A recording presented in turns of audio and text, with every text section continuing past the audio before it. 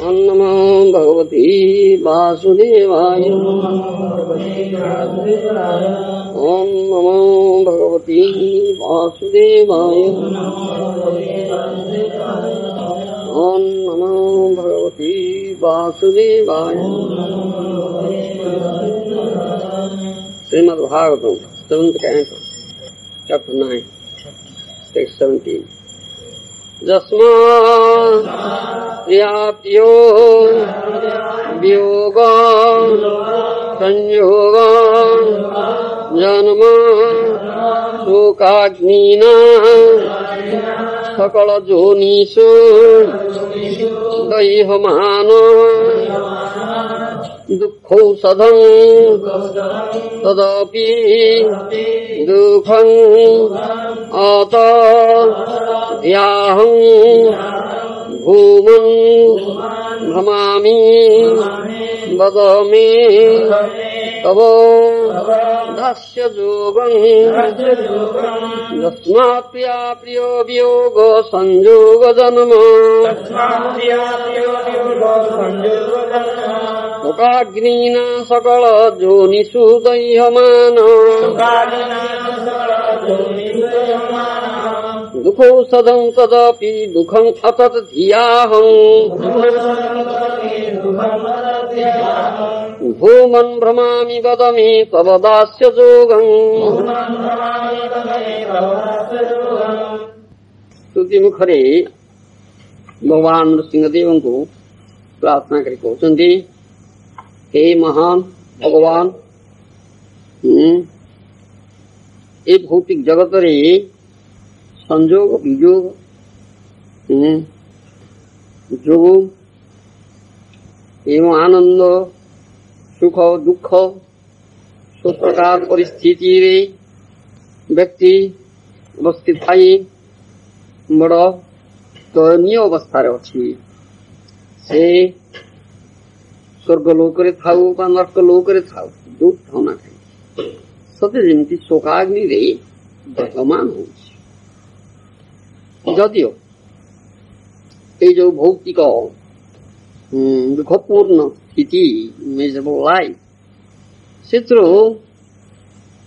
रक्षा पाइबार अनेक प्रतिषेधक उपाय अच्छी, तथापि से सब प्रतिषेधक उपाय बा औषध ये भौतिक जगत रे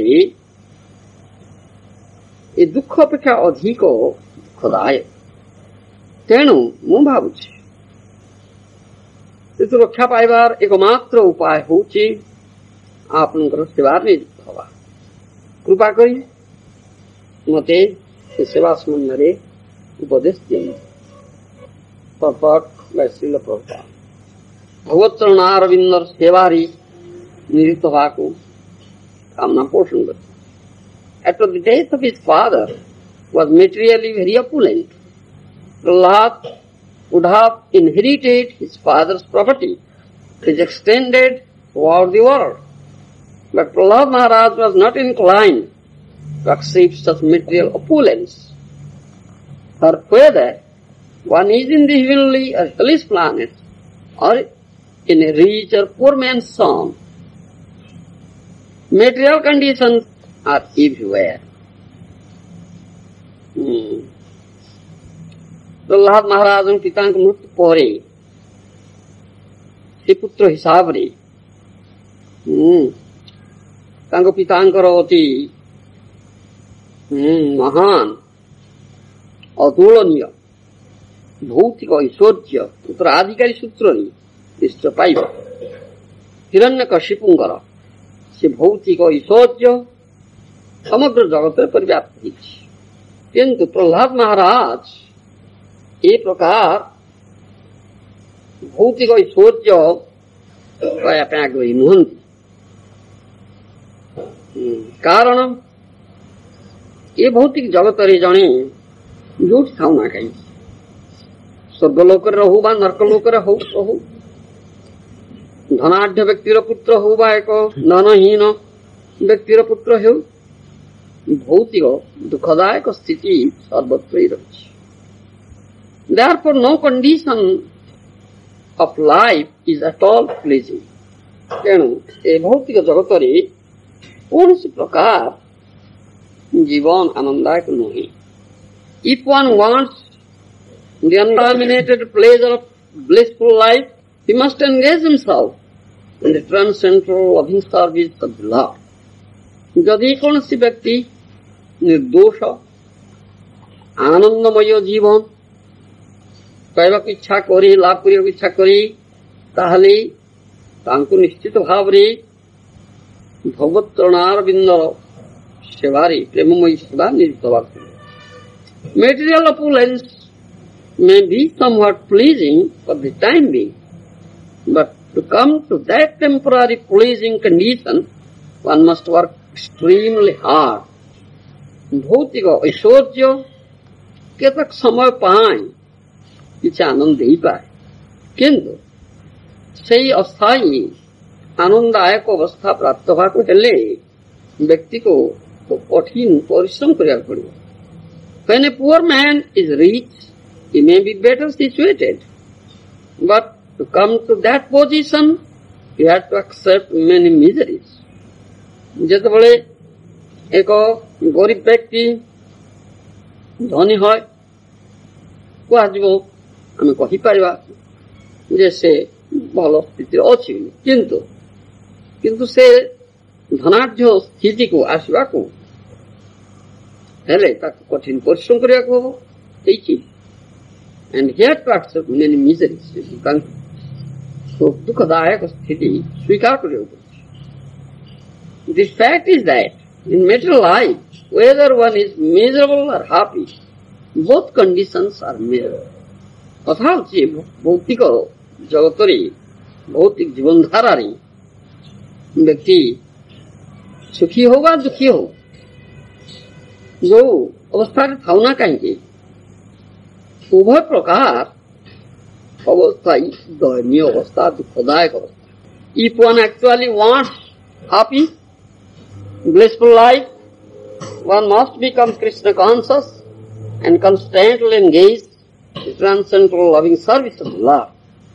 ଯଦି ପ୍ରକୃତପକ୍ଷେ କୌଣସି ବ୍ୟକ୍ତି ସୁନ୍ଦର ଆନନ୍ଦମୟ ଜୀବନ ପ୍ରାପ୍ତ ହେବାକୁ ଇଚ୍ଛା କରନ୍ତି, ତାହେଲେ ତାଙ୍କୁ ନିଶ୍ଚିତ ଭାବରେ କୃଷ୍ଣ ଚେତନଶୀଳ ହେବାକୁ ପଡ଼ିବ ଏବଂ ଭଗବାନଙ୍କର ପ୍ରେମମୟ ସେବାରେ ନିରତ ହେବା ପାଇଁ. That is the real remedy. ତାହା ହେଉଛି ଏକମାତ୍ର ପ୍ରତିଷେଧକ ଉପାୟ. The entire world is under the illusion that people will be happy by advancing in materialistic measures to counteract the miseries of conditional life. But this attempt will never be successful. ଆମର ପରମାରାଧ୍ୟ ଗୁରୁଦେବ ଶ୍ରୀମଦେ ଶ୍ରୀ ଭକ୍ତିବେଦାନ୍ତ ସ୍ୱାମୀ ପ୍ରଭୁପାଦ ମହାରାଜ କହୁଛନ୍ତି, ବର୍ତ୍ତମାନ ସମଗ୍ର ଜଗତ ମାୟା ମୋହିତ ହିଁ ଭାବୁଛନ୍ତି, ବା ଯୋଉମାନେ ନେତୃବୃନ୍ଦ ସେମାନେ ଯୋଜନା କରୁଛନ୍ତି ଆଉ ଭାବୁଛନ୍ତି ଯେ ଲୋକମାନେ ଯଦି ମେଟ୍ରୋଷ୍ଟିକ ମେଜର ଭୌତିକ ସୁଖ ସୁବିଧା କିଛି ପାଇବାରେ ଅଗ୍ରଗତି କରିବେ ତାହେଲେ ସେମାନେ ସୁଖୀ ହେବେ, ଏବଂ ଯୋଉ ଭୌତିକ ଦୁଃଖ ଅଛି ତାର ମୁକାବିଲା କରିବା ପାଇଁ ଏ ବଦ୍ଧ ଜୀବନରେ ତେଣୁ ଭୌତିକ ସୁଖ ସମ୍ପଦ ଦରକାର ସେମାନେ ଭାବୁଛନ୍ତି. But this attempt will never be successful. କିନ୍ତୁ এই ପ୍ରକାର ଚେଷ୍ଟା କଦାପି କୃତକାର୍ଯ୍ୟ ହବ ନା, ସଫଳ ହବ ନା. Humanity must be trained to engage in the transcendental loving service of the Lord. ଜନ ସମାଜକୁ এই ଟ୍ରେନିଂ ତାଲିମ ଦେବା ପାଇଁ ପଡ଼ିବ ଯେ ସମଗ୍ର ଜନସମାଜ ଭଗବାନଙ୍କର ପ୍ରେମ ସେବା ନିଯୁକ୍ତ କରିବେ. That is the purpose of the Krishna consciousness movement. ଏହା ହିଁ ହେଉଛି କୃଷ୍ଣ ଚେତନା ଆନ୍ଦୋଳନର ଉଦ୍ଦେଶ୍ୟ. There can be no happiness in changing one's material conditions, for everywhere there is trouble and misery. ଭୌତିକ ସ୍ଥିତିକୁ ପରିବର୍ତ୍ତନ କରିବାର କୌଣସି ଆବଶ୍ୟକତା ନାହିଁ. No happiness, ଭୌତିକ ସ୍ଥିତି ପରିବର୍ତ୍ତନ ହେଇଗଲେ ଯେ ତୁମେ କିଛି ସୁଖ ପାଇବ ସେପରି ମଧ୍ୟ ନାହିଁ କଥା. For everywhere there is trouble and misery. प्रत्येक स्थଳରେ सर्वत्र दुख ही अच्छी असुविधा ही अच्छी ये भौतिक जगतर ये हूँ लक्षण स्वरूप विस्मृत भगवत विस्मृति तेणु भौतिक जगत स्थान पाई दुखालय जो जन्म मृत्यु जरा व्याधि आदि दुख परिपूरित होती त्रिताप दग्धीभूत हो जीव से भौतिक जगत तस्मिन काले कौन प्रकार अवस्था जो ठीक तुम जाओ ना कहीं सुख बा आनंद नहीं भगवान कर ये माइक जगत माया शक्तिर प्रकाश भूत प्रकृति से जीव मान को बांधे जो माने भगवत परिमुख ही चलती स्वरूप विष्णु भगवत विष्णु ही चलती ऐसी दुख पाइबा पाई से स्थान दिया जाए दंड प्रतिकार जेहेतु कृष्ण को भूली भगवान को भूली स्वरूप विस्मृत होती कृष्ण विस्मृत होती तेणु ये जो अपराध से जा नित्य कर्तव्य भगवत दास्य भगवान को सेवा नियुक्त हवा से प्रति जो पर्यंत अवमानना करते दंड प्रतिकार दंड भोग करने ये साधारण नियम आम भगवत साम्राज्य तो भगवान का नियम ही अच्छी ताकि नियम का गीता भागवत प्रभृति वैदिक शास्त्र मान कर कहा मेटेरियल वर्ल्ड भौतिक जगत में हम देखुचे जे शासक सरकार बा राजा रखुचंदी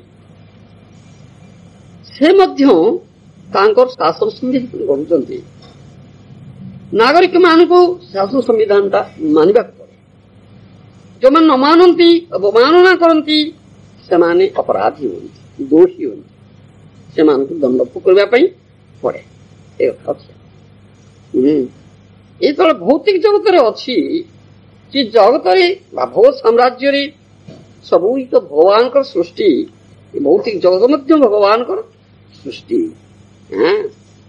तेणु भौतिक जगत तुम्हें जो से भगवान का नियम अवमानना कर निश्चित भाव भौतिक जगत स्थान पाइच एवं दुख दंड निश्चित भाव मिल जो माने यार से प्रतिषेधर कथाटा ये कह प्रहलाद महाराज कहते प्रतिषेधर एकमात्र उपाय हूँ जोटा भूलीच जोटा विस्मृत होटा पुणी मन पकेबा जो सेवा भगवान को सेवा तुम्हें विच्युत से सेवार पुणी लगे हूँ एकमात्र प्रतिषेधक उपाय ता ना अन्य उपाय किसी नहीं ये हूँ कथा से समस्त वैदिक साहित्य ये कथा कह जीव विशेषकर तटस्था शक्ति जीव से केतक बद्ध जीव आउ केतक होचंदी मुक्त जीव जीवर स्वरूप कृष्ण दास चिदानंदमय आत्मा कृष्णकर दास स्वीकार कले कृष्णकर दिव्य प्रेममयी सेवा नियुक्त हेले से स्वरूप रही सुख ही आनंद ही पाइब जो स्थिति जो भावना कहीं किंतु जो माने ताहा अवमानना करती से माने माया कबलित होती बद्धावस्था भोगती से केतक बद्ध जीव आउ केतक मुक्त जीव जो माने मुक्त जीव से माने भगवान को सेवा नियुक्त होगी से जो स्थान गई साधारण मुक्त जीव मान स्थान हूँ भगवत साम्राज्य वैकुंठ लोक भौतिक जगत हूँ बद्ध जीव मान स्थान एठी क्वचित कम मुक्त जीव कृपा करके से राज्य आसी था सेवा उपदेश देवा भगवान वाणी प्रचार करने बद्धजीव मान दुख दूर करने तत्व ज्ञान उपदेश देते से कह जाए सेई सुख हेतु जारा कृष्णेरे रहिलो कृष्ण पारी सब दुख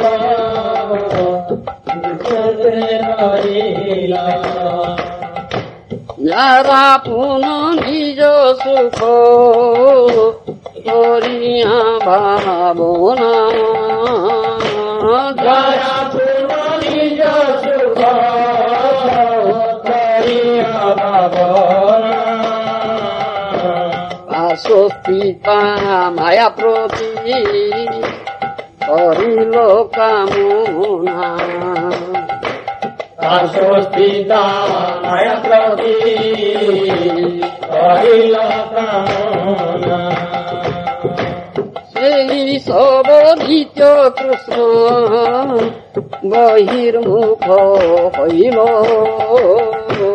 সেই সবধিত কৃষ্ণ বহির্মুখ হইল দেবী ধামে মায়াকৃত শরীর পাইল দেবী ধামে মায়াকৃত শরীর পাইল পুণ্য পাপ কর্ম চক্রে পড়িয়া এখন পাপ কর্ম চক্রে পড়িয়া এখন স্থূললিঙ্গ দেহে সদা করে ন ভ্রমণ স্থূললিঙ্গ দেহে সদা করে ন ভ্রমণ কভু স্বর্গে উঠে কভু নিরয়ে পড়িয়া কভু স্বর্গে উঠে কভু নিরয়ে পড়িয়া 84 লক্ষ জনি ভগে ভ্রমিয়া ভ্রমিয়া 84 জনি ভগে ভ্রমিয়া ভ্রমিয়া एक कुहाଯାଇଛି ସେଥିପାଇଁ 84 ଲକ୍ଷ ଜୋନି କିପରି ଜନ୍ମ ମୃତ୍ୟୁ ଚକ୍ରରେ ଘୂର୍ଣ୍ଣାୟମାନ ହେଇକରି ସେ ଭ୍ରମଣ କରୁଛି ବଦ୍ଧ ଜୀବ ଯେ ନିଜ ସୁଖ କାମନା କରି ମାୟାକୁ ଅଙ୍ଗୀକାର କରୁଛନ୍ତି ବା ମାୟା ପ୍ରତି ଆକୃଷ୍ଟ ହେଉଛନ୍ତି ସେମାନେ ଦେବୀ ଧାମେ ମାୟାକୃତ ସ୍ୱର ପାଇ ସ୍ଥୂଳଲିଙ୍ଗ ଦେହରେ ଭ୍ରମଣ କରୁଛନ୍ତି କବି ସ୍ୱର୍ଗରେ କେବେ ମର୍ତ୍ତେ କବି ନିରଏ ଏହିପରି କବି ସ୍ୱର୍ଗ ଉଠେ କବି ମର୍ତ୍ତେ କବି ନିରଏ ଏହିପରି 84 ଲକ୍ଷ ଜୋନି ଭ୍ରମଣ କରିକି ଚାଲିଛନ୍ତି। ତେଣୁ ଯୋଉଠିକି ଯାଆନ୍ତୁ ଯୋଉ ସ୍ଥାନରେ ରହନ୍ତୁ ଚତୁର୍ଦ୍ଦଶ ଭୁବନ ଅଛି ଭୌତିକ ଜଗତରେ ଯୋଉ ଭୁବନରେ ଯୋଉଠି ଯେମିତି ଭାବରେ ଯୋଉ ଜୋନି ପାଇକିରି ରହନ୍ତୁ ନା କାହିଁକି ସର୍ବତ୍ର ଦୁଃଖ ହିଁ ଅଛି। ସୁଖ ଅବିମିଶ୍ର ଯାହା କହନ୍ତି ଏଠି କିଛି ସୁଖ ଅଛି ଯାହା କୁହାଯାଉଛି ତାହା ହେଉଛି ଟେମ୍ପୋରାରୀ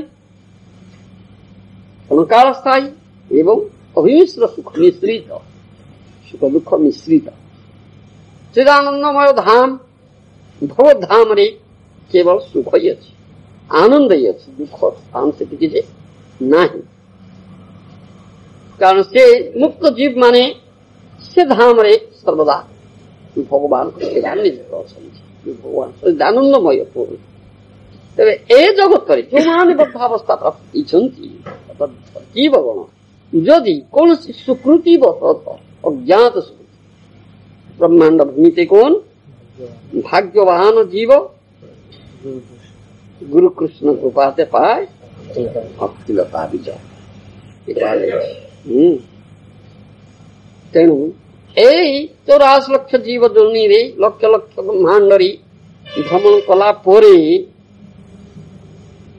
ଯଦି କାହାରି ଅଜ୍ଞାତ ସୁକୃତି ଥାଏ ताहले से भक्ति पथ को आसे गुरु कृष्ण कृपा लाभ करी भक्ति पथ को आसे नचेत से घूर्णायमान अवस्था हम से कह जाए कृष्ण होती एकमात्र संबंध वेदर जो त्रितत्व कह जाए संबंध अविधेय प्रयोजन तत्व संबंध तत्व होती एकमात्र कृष्ण कृष्ण एकमात्र संबंध अन्य संबंध किसी नहीं से शास्त्र में कह जाए कृष्ण नित्य प्रभु आरो जीव नित्य दासो कृष्ण नित्य प्रभु जीव नित्य दासो कृष्ण प्रेम नित्य जीव स्वभाव प्रकाशो कृष्ण प्रेम नित्य जीव स्वभाव प्रकाश कृष्ण नित्य दास जीव आहा पासोरिया कृष्ण नित्य दास पासोरिया आई को जगते फिरे सुख नेसिया माई का जगत फिरे सुख नेसिया आई को जगत हो जीव कारागारो माई का जगत हो जीव कारागार जीवेर वै मुख्य दोषे दंड प्रतिकार जीवेर वै मुख्य दोषे दंड प्रतिकार तेणु दंड मिल निश्चित वै मुख्य दोष दंड प्रतिकार ये देवी धाम चतुर्दश भुवन रूप देवी धाम कृष्ण बहिर्मुख जीव कारागार है यहाँ आनंद भोगर स्थान नुहे एठारे जो विष सुख मिले ता होची अनित्य सुतरां दुख होची विशेष दंड प्रतिकार कहा जाए जीवेर वैमुख्य दोषे दंड प्रतिकार से दिस इज द रिमेडी दंड प्रतिकार दंड द्वारा जीवर प्रवृत्ति शोधन करा जाउछि से आमर परमाराध्य गुरुदेव कहती maya is doing a thankless job maya is doing good maya giving lessons माया दुख जो दौची से फल मायार दुख अधिक रु अधिक परिमाण न मिले कदापि जीव कृष्णकार को मुह फेरे ना तेणु मायार लाभदायी दुखदायी फल काम कर दंड प्रतिकार दंड द्वारा जीवर प्रवृत्ति शोधन हम से प्रवृत्त होती विष सुगर जे से निवृत्त आसो निवृत्ति मार्ग को से निश्चित भाव में आसो ये हूँ तार कथा से कथा ये कहुचे श्रीमद भागवत बहु स्थान से विषय आलोचना तृतीय स्कंद आमर जो मैत्रेय विदुरुवाच उपाख्यान अच्छी हाँ से सही कथा कह सुखाय कर्माणि करोति लोको न तै सुखम वा अन्यत् उपारमं वा विन्देत भूयस्ततैव दुःखं यदत्र युक्तं भगवान इदन्न भगवान वदेन्न मैत्र मुनि उनको विदुर पचारछन् हे मुनि लोकमाने जड़ सुख निमित्त कर्म करुछन्ति किंतु तद्वारा जड़ सुख अथवा दुखर आत्यंतिक निवृत्ति होउनी परंतु पुनर्बार दुख लाभ होइछि आपण सर्वज्ञ कदे ए संसार आम पक्षर जहा कर्तव्य ताहा प्रवृत्ति सा भूतानां निवृत्तिस्तु महाफला वेद वाक्य इटा या विचार कले क्यों विवेकी व्यक्तिर प्रवृत्ति मार्ग अश्रद्धा नजनी क्यों विवेकी व्यक्ति ये संसार को कारागार बोली बोध न करी निश्चित भाव बणिवृत्तिर निरस अस्थि चर्वण करी कौन सी जीव रसतृष्णा कौन निवृत्त हो सिंहासनस्थ कौन सी व्यक्ति सूर्य राजमुकुट परित्याग पूर्वक निबिड़ वन मध्य प्रवेश करी कौन हरितोषण तपस्या प्रवृत्त हुए ना कौन से अस्त्रधारी पुरुष गण अस्त्र परित्याग पूर्वक हरिनामर माला ग्रहण करे ना अपूर्व हर्म टालिका बहुमूल्य रत्नालंकार परमा सुंदरी युवती मानंकर कटाक्ष बहुधन पूर्ण अर्थ भंडार गोमहिषादि गृह पशु सकल केवे हेले गोस्वामी रघुनाथ दासंक परि विवेकी पुरुषंको बाध्य करि पाइना समस्त बंग देशर मंत्रित्व पद बहुजनकृत सम्मान राजार विपुल स्नेह मध्य श्रीमद रूप गोस्वामीको भली कौन महात्माको संसार आबद्ध करने समर्थ है आहा अप्राकृत तत्वर की अद्भुत माधुर्य जो व्यक्ति प्राकृत चक्षु से परम रमणीय देश काल परिच्छिन्न ब्रजलीला उपलब्धि करने को सक्षम होकर क्षुद्र संसार को उठी तथापि राजपंचाध्याय कह दशम स्कंद कास्त्यंगते कलपदायतो वेणुगीत सम्मोहितार्य चरितान चले त्रिलोक्यां त्रैलोक्य सौभगमिदंच निरीक्ष्य रूपं जद्गोदीज द्रुम मृगा पुलकान्य बिभ्रन दशम स्कंद राजपंचाध्याय ये कथा कह हे कृष्ण तुमर सुमधुर पद दीर्घ मूर्छना युक्त अमृतमय संगीत रे मोहित होई त्रिजगत मध्य रे एपरी कौन शिरोमणि अच्छी जे निज धर्म विचलित न होय तुमर त्रिजगतर मानसाकर्षी रूप दर्शन रे गो पशु पक्षी वृक्ष लता गण पर्यंत समस्त पुलकित हुअन्ति कृष्ण सर्वैकार्षण समस्त आकर्षणीय वस्तु कृष्ण धातु न प्रत्यय कृष्ण शब्द निष्पन्न हो आकर्षण आनंदर ऐक्य कृष्ण कि विचार ये जो विचार प्रतिपादित होउची निवृत्तिर कथा वैराग्य धर्म कथा किंतु वैराग्य जे कि पदार्थ ता स्थिर करिवा कर्तव्य ज्ञान हेले वैराग्य होय अधिकांश ए मत दियंती ज्ञान क्या कहा जाए जानी भाई क्या कहा जाए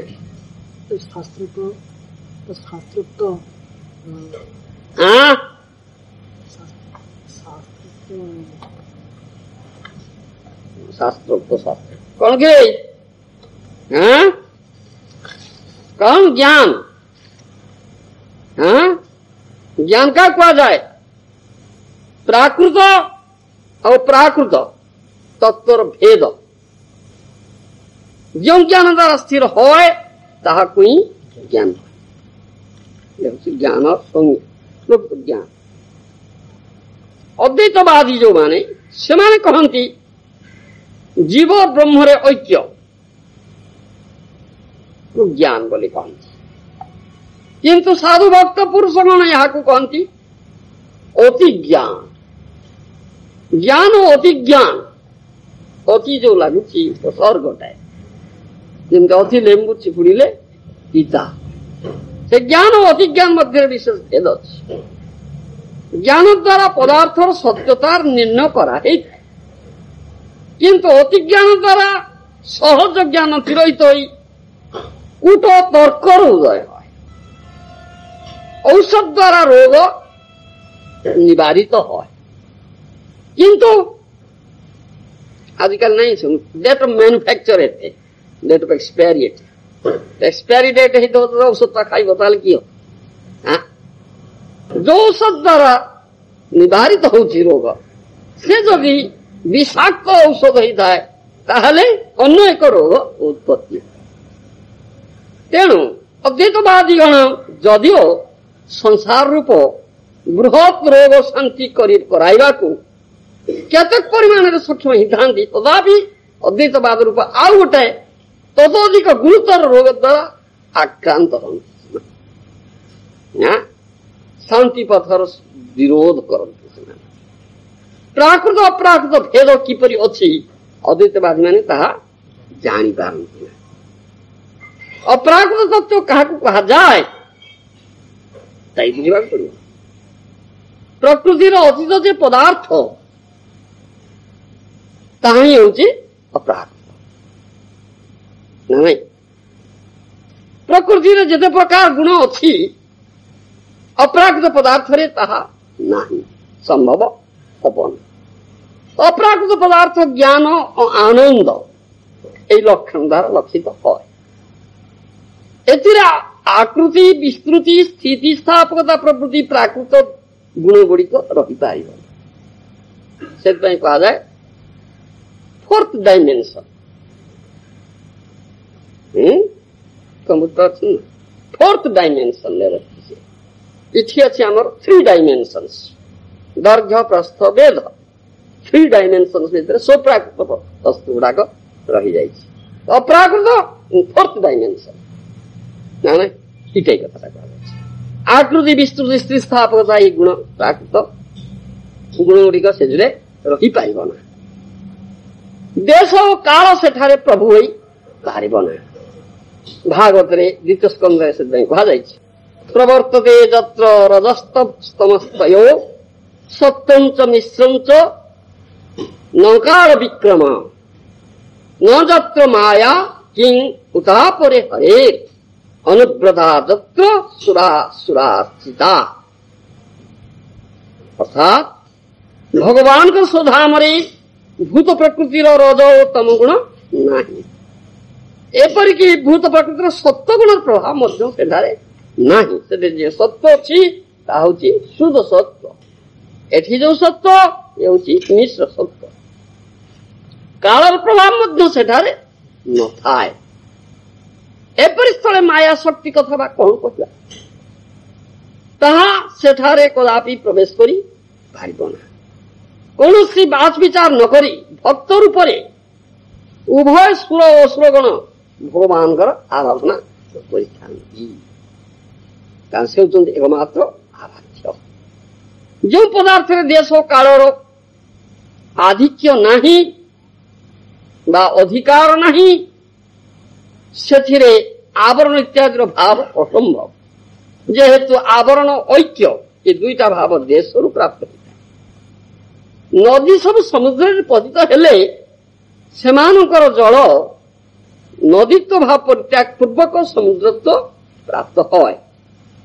ए प्रकार उदाहरण द्वारा ये उदाहरण अद्वैतवादी मान दियंती। ए प्रकार उदाहरण द्वारा अद्वैतवादी गण जीवर चरम गति ब्रह्मत्व बोली प्रतिपादन करती। हाँ ये उदाहरण कौन प्राकृत नहीं ना।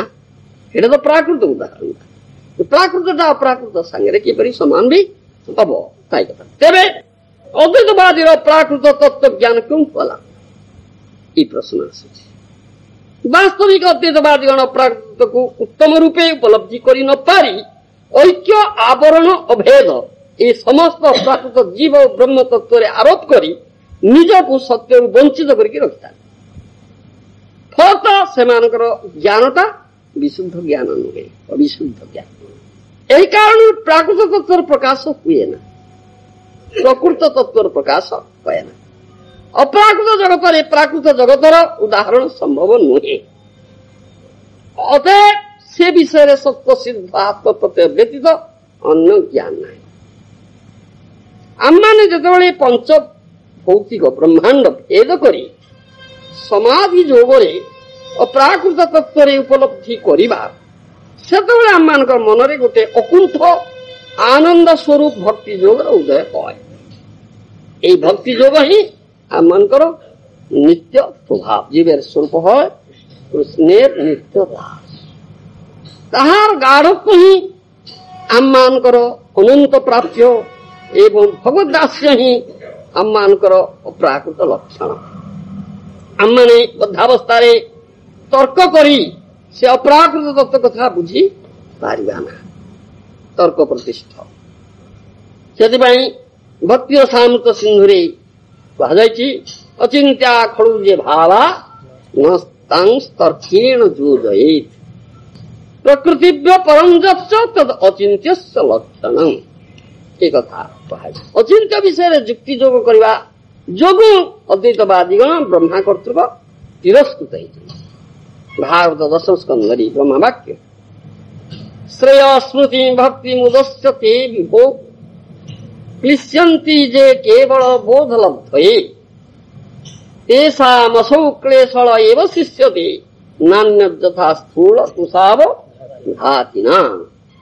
ଦଶମ ସ୍କନ୍ଧ ଭାଗବତ କଥା କୁହାଯାଇଛି। ବ୍ରହ୍ମା ବାକ୍ୟ ସ୍ତୁତି ମୁଖରେ ଭଗବାନ କୃଷ୍ଣ କହୁଛନ୍ତି, ହେ ପ୍ରଭୁ, ଯେଉଁ ସବୁ ଜ୍ଞାନ ମାର୍ଗାବଲମ୍ବୀ ବ୍ୟକ୍ତି ନିଜ ମଙ୍ଗଳ ଲାଭର ପଥ ସ୍ୱରୂପ ଭଗବତ ଭକ୍ତି ପରିତ୍ୟାଗ କରି କେବଳ ଭକ୍ତି ଶୂନ୍ୟ ଜ୍ଞାନ ଲାଭ ନିମିତ୍ତ କ୍ଲେଶ ସ୍ୱୀକାର କରନ୍ତି, ସେମାନଙ୍କର ଅନ୍ତଃସାର ଶୂନ୍ୟ ସ୍ଥୂଳ ତୁଷାବଘାତୀ ସଦୃଶ କ୍ଲେଶ ମାତ୍ର ହିଁ ଲାଭ ହୋଇଥାଏ। ତଦ୍ବ୍ୟତୀତ ଆଉ କିଛି ଲାଭ ହୁଏ ନା। ଭଗବତ ଗୀତାରେ ମଧ୍ୟ କୁହାଯାଇଛି କ୍ଲେଶ ଅଧିକତର ତେଷାଂ। ଏ ବିଷୟରେ ସଦସିଦ୍ଧ ବିଶ୍ୱାସ ହିଁ ଆମର ମଙ୍ଗଳର ମୂଳ ଯଥା ଚରିତାମୃତରେ କୁହାଯାଇଛି। ବିଶ୍ୱାସ ପାଇଏ କୃଷ୍ଣ ତର୍କେ ବହୁତ। ଅପ୍ରାକୃତ ତତ୍ତ୍ୱ ତର୍କ ଦ୍ୱାରା ସ୍ଥାପନ ବା ବିଚାର କରିବାକୁ ଗଲେ ଆମେ ନାସ୍ତିକ ହେଇଯିବା, ନତୁବା ଅଦ୍ୱୈତବାଦୀ ହେଇଯିବା। ଅତଏବ ହେ ଭକ୍ତମଣ୍ଡଳୀ ଅପ୍ରାକୃତରେ ତର୍କ କରିବେ ନା। କେବଳ ନିର୍ମଳ ସଦସିଦ୍ଧ ବିଶ୍ୱାସ ଅବଲମ୍ବନ ପୂର୍ବକ ଶ୍ରୀକୃଷ୍ଣ ଭଜନରେ ରତ ହୁଅନ୍ତୁ। ଅପ୍ରାକୃତରେ ଯେଉଁ ସଦସିଦ୍ଧ ବିଶ୍ୱାସ ଦେଖାଯାଏ ତାହାକୁ ହିଁ ବିଶୁଦ୍ଧ ଜ୍ଞାନ କୁହାଯାଏ। ଜୀବ ଅପ୍ରାକୃତ ଏବଂ ଅପ୍ରାକୃତ ପରମେଶ୍ୱର ହିଁ ଜୀବର ଉପାସ୍ୟ ଏବଂ ଅପ୍ରାକୃତ ଧାମ ହିଁ ଜୀବ ନିଜାଳୟ। ଏ ପ୍ରକାର ସିଦ୍ଧାନ୍ତକୁ ଜ୍ଞାନ କୁହାଯାଏ। ଫଳତ ହିଁ ମାୟାମୟ ଉପକୃଷ୍ଟ ବ୍ରହ୍ମାଣ୍ଡ ପ୍ରତି ଜୀବର ବୈରାଗ୍ୟ ନିତାନ୍ତ ପ୍ରୟୋଜନ। ସେ କଥା ଆମର କୁହାଯାଉଛି। ଯେତେବେଳେ ଏଇ ତତ୍ତ୍ୱ ଜାଣେ ସାଧୁ ସଙ୍ଗ କରି ଯିବ, ସେତେବେଳେ ଭଗବାନ ପ୍ରାର୍ଥନା କରିକି କହେ କେନ୍ଦେ ବୋଲେ ওহে কৃষ্ণ আমি তব দাস, তোমার চରଣ ଛାଡ଼ି ତେଣୁ ସର୍ବନାଶ। ସେତେବେଳେ ଯାଇକି କଥା କହିବ କାନ୍ଦି କାନ୍ଦି। ତା ନହେଲେ ତତ୍ତ୍ୱଜ୍ଞାନ ଲାଭ ନହେଲେ କଦାପି ସେ ଏ କଥା କହିବ ନାହିଁ। ଏ ହଉଛି ତାର କଥାଟା। ଫଳତ ମାୟାମୟ ଅପକୃଷ୍ଟ ବ୍ରହ୍ମାଣ୍ଡ ପ୍ରତି ଜୀବର ବୈରାଗ୍ୟ ନିତାନ୍ତ ପ୍ରୟୋଜନ। ଏହି ବୈରାଗ୍ୟ ଯେ କି ପ୍ରକାର ସାତ হয় ତା ବିବେଚନା କରିବା କର୍ତ୍ତବ୍ୟ। ମୂର୍ଖ ଲୋକମାନେ ଏ ପ୍ରକାର ସିଦ୍ଧାନ୍ତର ଅସଦ୍ବ୍ୟବହାର କରି ଜୀବନ ପ୍ରତି ବିରକ୍ତ ହୋଇ ଆତ୍ମଘାତୀ ହୋଇପଡ଼ନ୍ତି। ତାହାର ଫଳ ଏଇ ଯେ କାରାଗାରରୁ ଅଯଥା କାଳେ ଅନ୍ୟାୟ ପୂର୍ବକ ପଳାୟନ କରିବାକୁ ଇଚ୍ଛା କଲେ ଯେପରି ପୁନର୍ବାର ଧୃତ ହେଇ ଦୃଢ଼ ଭାବରେ ବଦ୍ଧ হয়, ଠିକ୍ ସେହିପରି ଆତ୍ମଘାତୀ ଜୀବଗଣ ନାନାବିଧ କଷ୍ଟ ସହିତ ଦୃଢ଼ ଭାବରେ ବନ୍ଧା ହୁଅନ୍ତି। ପରିତ୍ରାଣର ନ୍ୟାଯ୍ୟ ବିଧି ଅଛି, ତାହା ଅବଲମ୍ବନ ନ କଲେ ପରିତ୍ରାଣ କିପରି ସମ୍ଭବ? ବୈରାଗ୍ୟ ଅବଲମ୍ବନ ହିଁ ନ୍ୟାଯ୍ୟ ବିଧିଟା। ଏଥିରେ କିଛି ସନ୍ଦେହ ନାହିଁ। ଯେଉଁ ସବୁ ଦୁର୍ବଳ ପୁରୁଷ ସଂସାର ପ୍ରତି ବିରକ୍ତ ହୋଇପଡ଼ନ୍ତି ସେମାନେ ଲୋକ ସମାଜ ପରିତ୍ୟାଗ ପୂର୍ବକ ବଣକୁ ଯାଇ ବୈରାଗ୍ୟ ଆଚରଣ କରନ୍ତି। କିନ୍ତୁ ଏହାକୁ କଣ ପ୍ରକୃତ ବୈରାଗ୍ୟ କୁହାଯାଏ କି? ଏ ପ୍ରଶ୍ନ ଆମର। ଏହାକୁ ପ୍ରକୃତ ବୈରାଗ୍ୟ କୁହାଯାଏ ନା। ସେମାନେ ଯାହା କହନ୍ତି ପ୍ରିଜନ ହାଉସ, ଜେଲଖାନାର ପାଚେରୀ ଡେଇଁକିରି ପଳେଇ ଯାଉଛନ୍ତି ଆତ୍ମଘାତୀ ଗୁଡାକ। ସେଥିପାଇଁ ଶ୍ରୀମଦ୍ ଭାଗବତ ସ୍କନ୍ଧରେ କୁହାଯାଇଛି ସର୍ବେ ବେଦାସ୍ତ ଯଜ୍ଞାସ୍ତ ତପଦାନାନି ଚାନଘ ଜୀବା ଭୟ ପ୍ରଦାନସ୍ୟ ନ କୁର୍ବୀରଂ କଳାଙ୍ଗ। ଏ ଅନଘ तत्व उपदेश द्वारा जीव प्रति जो अभय प्रदान करा जाए ताहार एकांश सहित समग्र वेद यज्ञ दान ओ वन गमन करी तपस्या तुलना हो पारिब ना। सेथिपाई प्रथम स्कंदरे पुनश्च कुहाଯାଇଛି शिवाय लोकस्य भवाय भूतये जंगुतम श्लोक परायणा जनाः जीवन्ति नात्मार्थमशो पराश्रयम् मुमोच निर्विद्य कुतः कलेवरम्। जो माने भगवत कार्य निजको संपूर्ण रूपे समर्पण करिथांती सेमाने अन्य मानकर कल्याण विकास और सुख संपादन निमित्त जीवन धारण करନ୍ତି। सेमाने केवे हेले निज स्वार्थ सिद्धि पाई जीवन धारण करନ୍ତି ना। समस्त जीव उपकार रूप मुख्य कार्य परित्याग पूर्वक जो सब लोक एकाकी तपस्या करने निमित्त वन को जाती से स्वार्थपर अतएव वैष्णव पदवाच्य से भारती से प्रहलाद महाराज उक्ति अच्छी प्रायेण देव मुनय स्व विमुक्ति काम मौनं चरंती विजनी न परार्थ निष्ठा। ए संसार तरंग रे पतित होई जो पुरुष यार प्रभा सकल अकुंठ भाव सह्य करी सर्वजीव प्रति दया प्रदर्शन करती एवं अहरह सर्वजीवर आध्यात्मिक क्लेश दूरीकरणार्थ भगवान के निकट रे आवेदन करती से ही वैष्णव पदवाच्य महापुरुष प्रहलाद महाराज करते बर मागिबा पई कहले नृसिंह देव से प्रहलाद महाराज मना कले चल मोर बर किसी दरकार नहीं कहीं समस्ते बद्ध जे नाना दुख भोग करुचंती तेणु सेमान को उद्धार करी मुझे वैकुंठ राज्य को जीवी सुखरे आनंद बास करी चाहूना से उसी प्रकृष्ण वैष्णव वैष्णव पर दुखे दुखी से अन्य दुख निवारण करने से प्रचेषा करे तत्व ज्ञान उपदेश आसव आमर आमर ये अध्याय आसव प्रायेण देव मुनय स्व विमुक्ति काम मौनं चरंती विजनी न परार्थ निष्ठा नैतान विहाय अकृपणान विमुमुक्ष एको नान्यम तद अस्य शरणम भ्रमतो अनुपष्टे एक कथा कहिबे। प्रहलाद महाराज कहउछन नृसिंहदेव के भगवान नृसिंहदेव मु देखुची अनेक साधु संत अछंती किंतु सेमाने समस्ते निजर मुक्ति पाई आग्रही सेमाने बड़ बड़ शहर नगर को विक्षेप न करी हिमालय कंदर को जाती किंबा घन अरण्य को जाई ध्यान करती बा मौन व्रत आचरण करती सेमाने अन्य मानकर मुक्ति निमित्त आग्रही नहंती किंतु से निरीह मूर्ख मान को छाड़ी मु एकाकी मुक्त हवा को इच्छा करे ना। मु जाने कृष्ण चेतना बिना आपनकर चरणारविंद राष्ट्र बिना केही सुखी है पारबे ना से कथा तेणु मु समस्त को आपनकर चरणारविंद को आनिबा को इच्छा करे